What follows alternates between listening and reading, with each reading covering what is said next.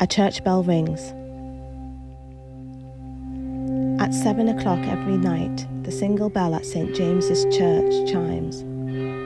A call for prayer to all who can hear it, whether Christian or not. This is a new 2020 phenomenon, started soon after March 23rd, after the church doors were locked and parishioners no longer able to worship here.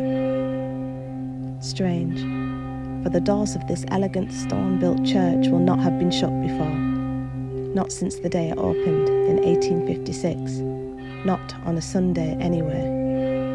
But now for the first time they are barred.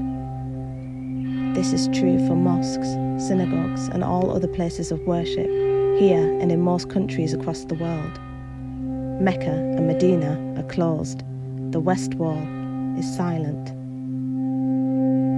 Some might see it as a worldwide break with faith, only it isn't. For the faithful are still serving, still praying, worshipping.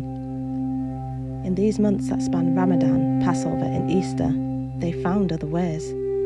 Services have moved online using YouTube, FaceTime and Zoom. While Pope Francis records Mass from a nearby empty St. Peter's Square, we are reminded that buildings are only buildings, that God doesn't dwell in them, only people. The 7 p.m. bell is still ringing, sounding out around the empty streets, calling to us.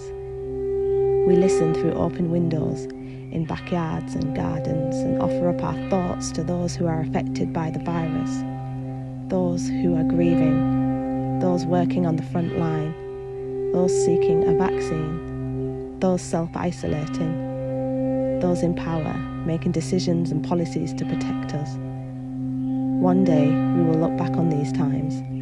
We will remember the strangeness of them. And here in New Brighton, we will remember the sound of the evening bell.